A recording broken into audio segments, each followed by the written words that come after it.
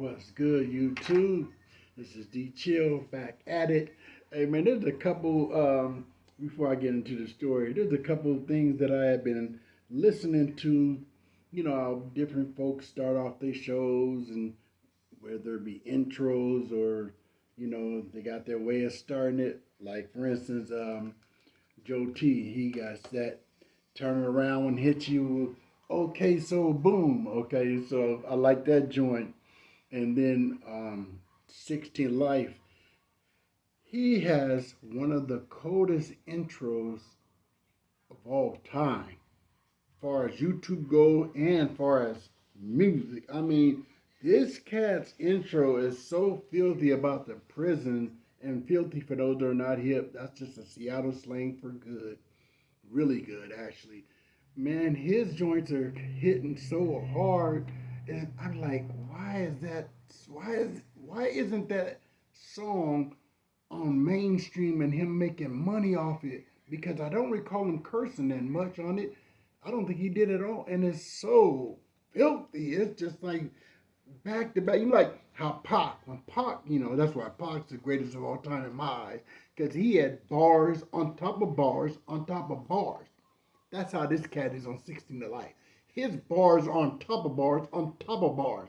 I mean, whoo, oh, oh, oh. I can't even remember the song, and I'm normally good with it, but there's so many bars back to back. He's giving respect and paying homage to every major man.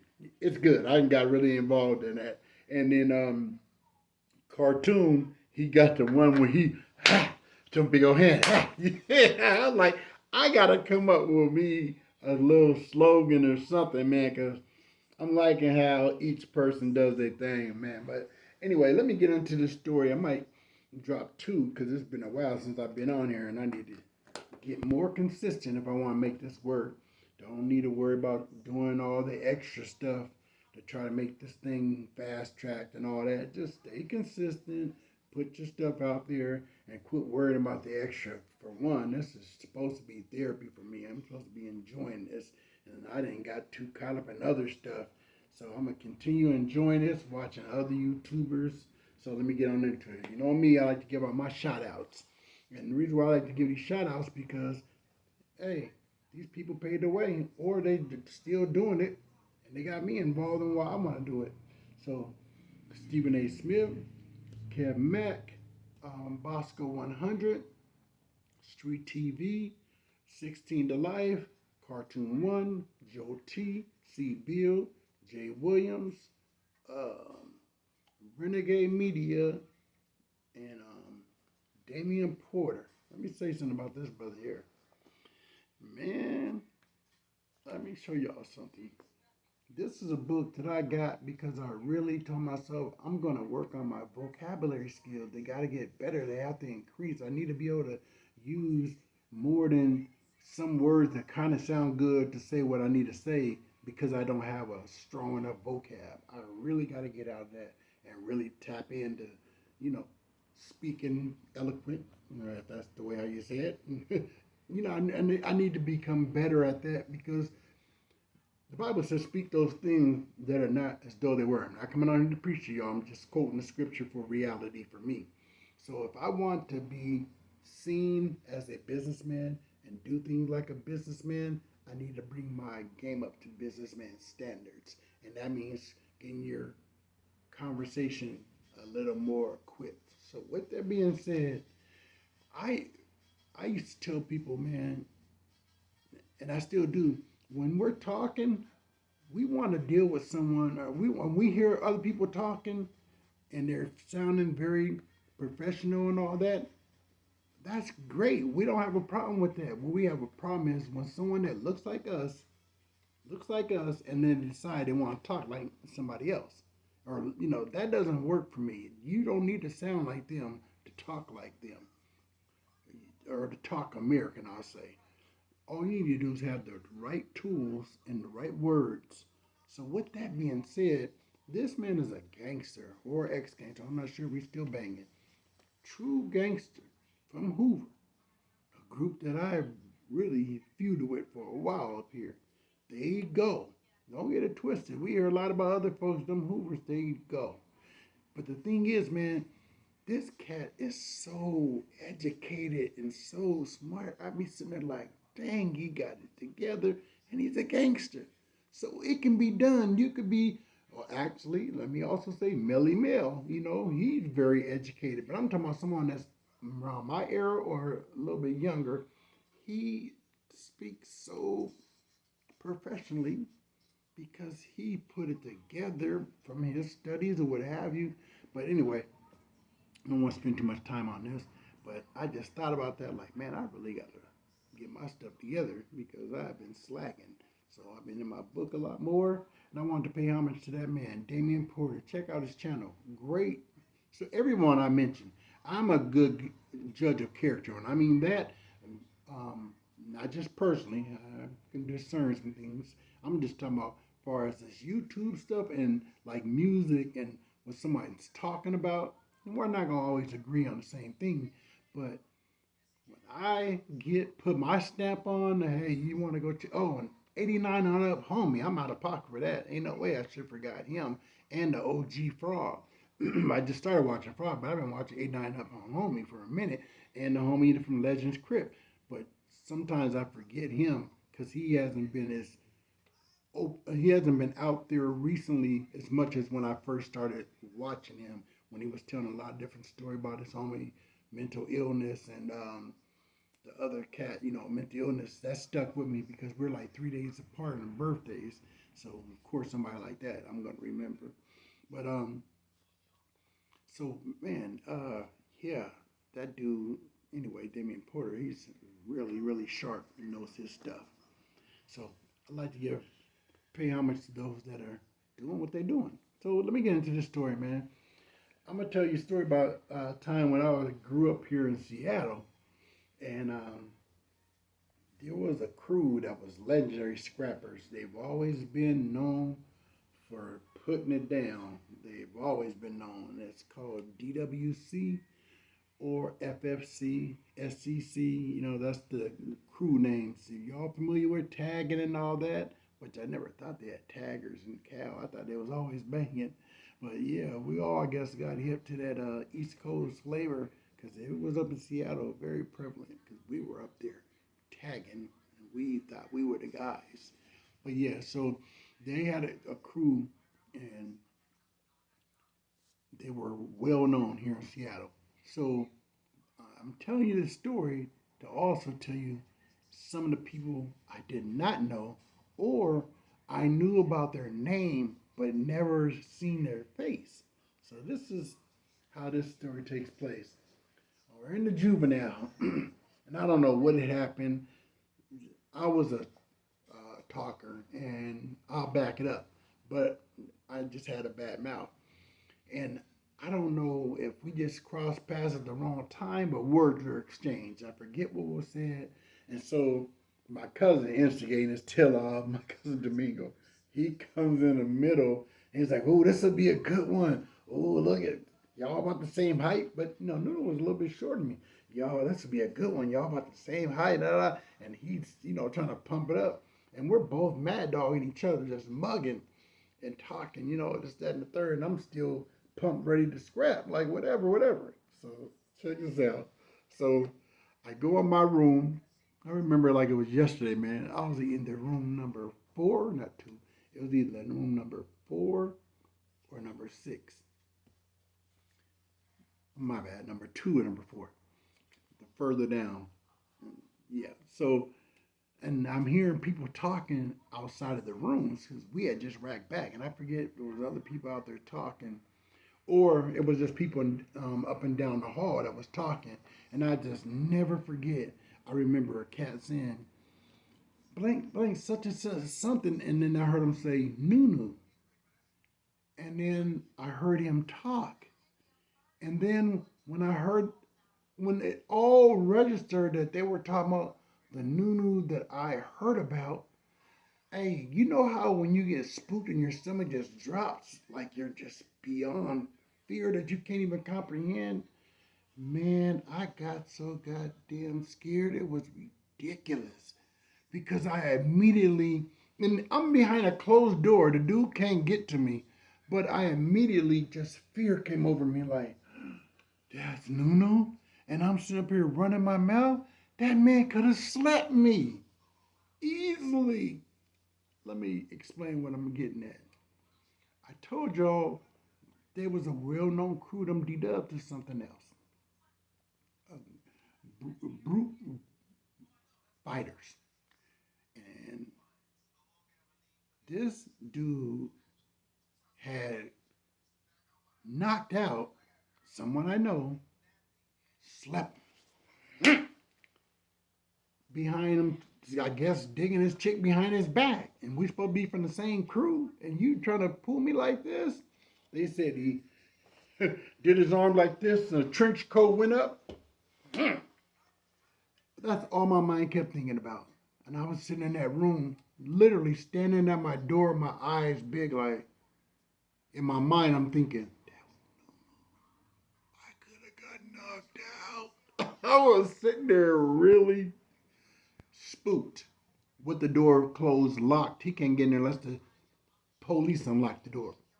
But I was just that spooked because of his reputation. And at the time, I think I was 12 or 13. You're a little kid, and it's just like, I hadn't heard the war stories about the D-Dubs, period. But I heard about his particular, his thing with, his brothers are legendary. Dice is real known. Put the police to sleep. Yeah, I mean, and his crew, Breeze, because I was like his big brother, they were all well known.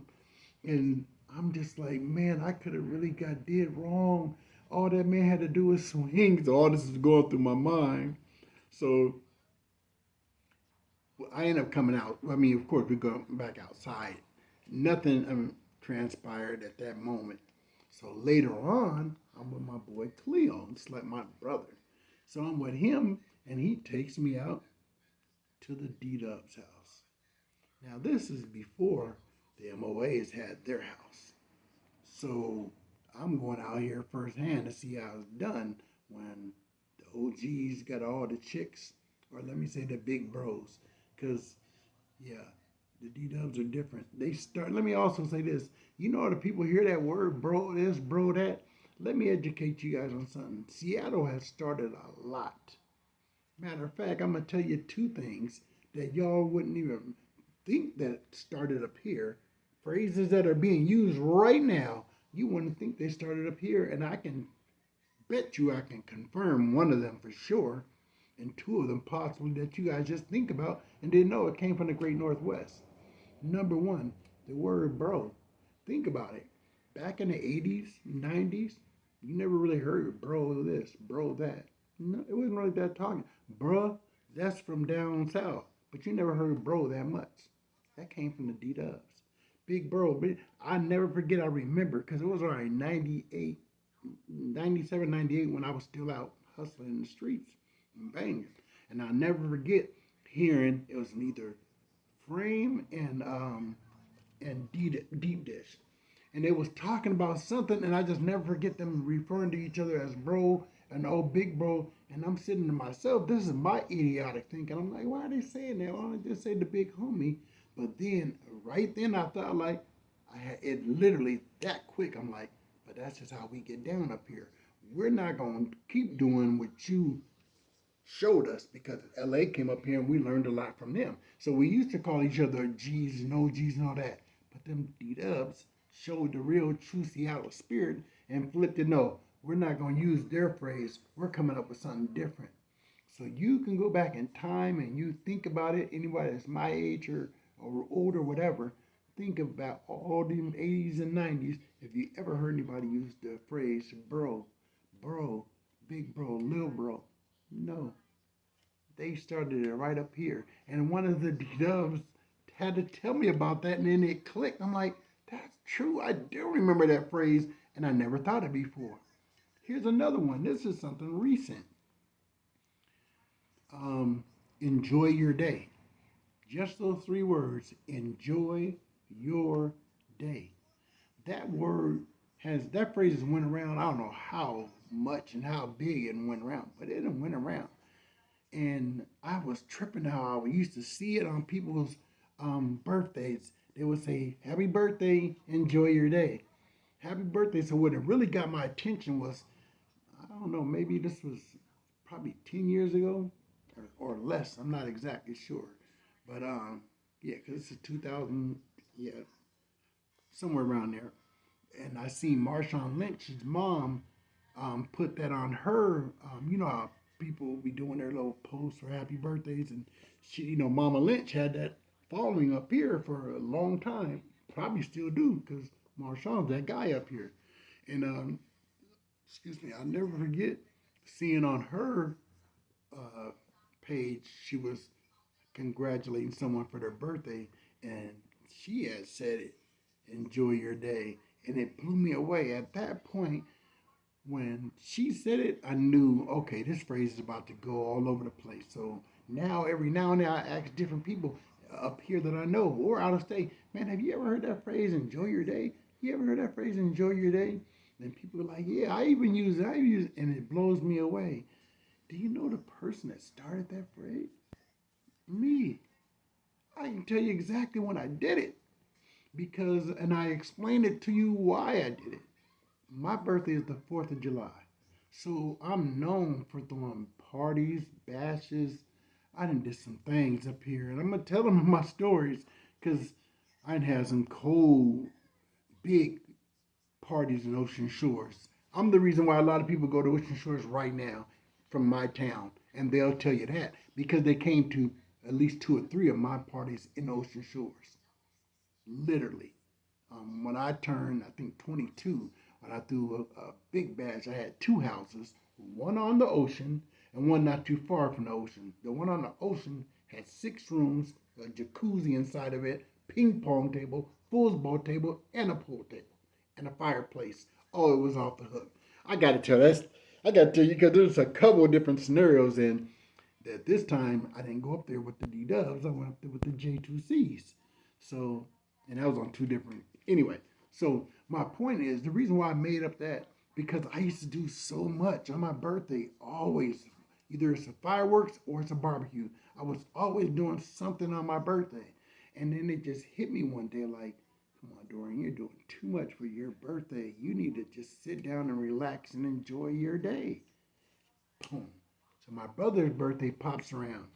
I'm sure it's on either his old Facebook or I can go look through my posts if I am still connected with that old account when I said this.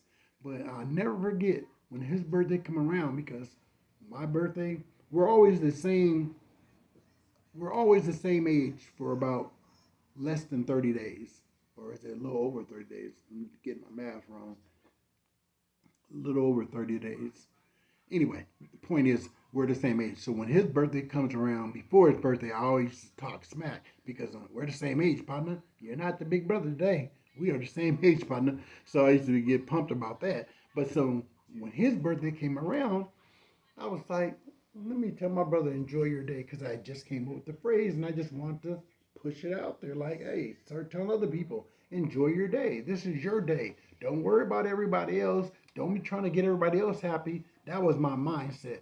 You enjoy your day. It wasn't about, oh, I want to make this a famous phrase at the beginning, because I am sharp enough to think ahead of time about doing it. But immediately I was like, man, I'm going to do this because I want folks to enjoy their day like I've been trying. You know how they say, speak things into existence? Well, I was trying to do that for me because I had it bad. I would always, still to this day, I'd be wanting to help everybody else out. You got to take care of you first, Dorian. If you can't take care of you, my mama had hit me with that. How you going to take care of your babies? You in the casket. You talking about you, oh, I got to go to work, mama, I got to go to work. You can't go to work dead, buddy. Buddy, get it together. So mama had to really sharpen my tools on that. You're no good for your family if you're sick in the grave, Dorian. Get it together. So I'm like, okay, man, I gotta get this. Enjoy your day. So that's why I started shooting it to other folks. Enjoy your day. So that's just how we get down up here. The D Dubs have in the Seattle. D Dubs, Seattle's good. We're known for, man. We are trendsetters. Period. Things have come up here from out of town. Yeah, stuff that we're not familiar with, that it might get past us, but for the most part, a lot of games started right up here, pimping, pandering, and all that.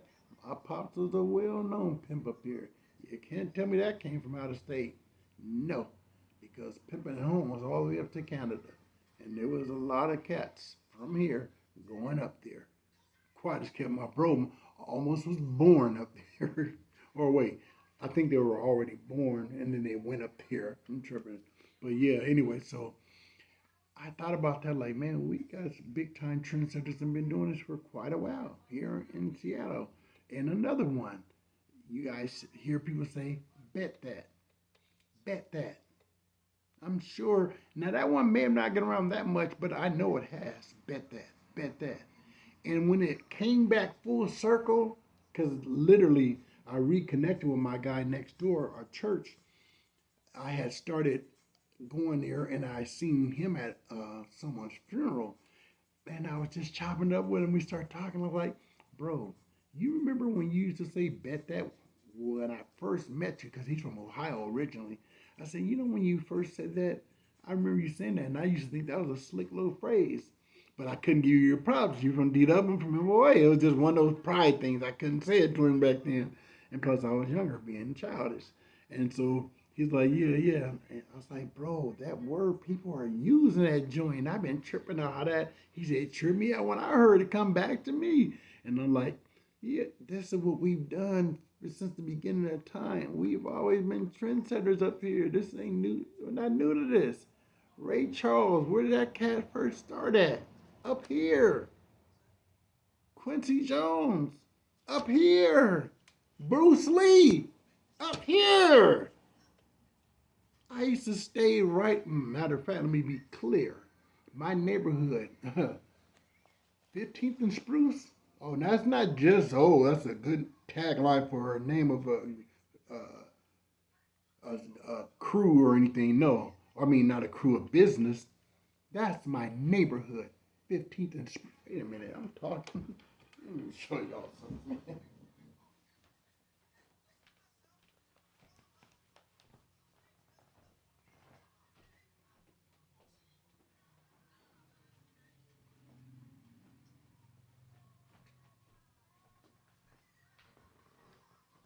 Y'all gonna have to forgive me for walking slow. I did have a stroke not too long ago. You see that sign right there? What that puppy? That's Spruce Street, and that's a mate. That's not one that you go and tear off of the signs outside. As you can see, there ain't no holes on none of these. This joint was professionally made, and it fell into my lap. Literally, a guy in my old apartment building had this made, and he's from New York. And we just lived on the street of Spruce on 21st, and it blew me away that he had had this joint, but he left it at his apartment, and they had it outside. You know, I snatched it up because this is my neighborhood. This is literally where I'm from. Anybody that knows me up here, oh yeah. When that, I'm highlighting the Yes Sir Terrace and that 15th and Spruce. More 15th and Spruce because that's my neighborhood. I'm the guy to put that neighborhood on the map along with my other folks. But there wasn't a whole lot of people yelling 15th and Spruce back in the days. No. So the point being is, man, we started a lot. It's nothing new to us. This is just what we do. But yeah, man. Sometimes you tend to forget that water goes down a hill. It doesn't come upstream. So don't think game is coming up to us. Game is going down. It rains a lot up here. That means we're consistently growing. It might be depressing, but water makes you grow. So that means we're consistently growing. But I wanted to tell that story about Nunu because I just thought about how when I was a kid, man, it would really trip me out how legendary that cat was and how spooked I was. And so my bad. Back to the house. When I went over to the house with them guys, I was really tripping and throwing back that, like, Cleve, why would you bring me out here, man? These guys, even though I was a nobody then, really, I'm around the real uh, old school cats that laid it down, first generation DWC, FFC, SCC. Yeah, real deal, first generation. And so I end up, so when I'm going through the door, Nunu greets me. And he just looked and he gave me that little smirk and then he just like this. And I was like, I guess he smirked because he could see it in my eye. I gotta be real. There was fear. Cause I'm like, this dude, cause I gotta go with my bro. I can't punk out. Cause he gonna talk crazy. That's just how rough and tough. What do you think? He's running with the D-Dubs. He's better. And his cousin is Breeze. And his other cousin is Joe Palmer. And he was known for throwing them things as well with them D-Dubs back in the day. So it was like, yeah, if I'm walking with him, I better follow. Because he going to talk crazy if I get to punking out. What you scared of? So, but I guess either he's seen that or he's seen the respect. But I personally know I was spooked still. Like this dude might still want to put hands on me after I want to act tough and then not act tough. I am tough, but yeah, there's levels to this, and he was surely clearly on a different level. Let me explain how much a different level. I did not used to go hang out with them guys. My brother, he was whack. People think I'm wacko. He was way wacko to me because he was hanging out with them cats. He didn't tell me stories about hanging out with Breeze. He didn't hit a cat's head through the goddamn window on a bus. I'm like, huh? He said, during you socked his head through a window. Now, I wasn't there. But yeah, but he used to hang out with them all the time. Not me. They were doing more than I could handle. I'll be real with that. I had a funny moment. I'll never forget something that happened. Joe Palmer, maybe God rest his soul. We were in a terrace and he had asked me something. And I was like, nah, man, I don't want to do that. He said, boy, you's a super sucker. That's how I know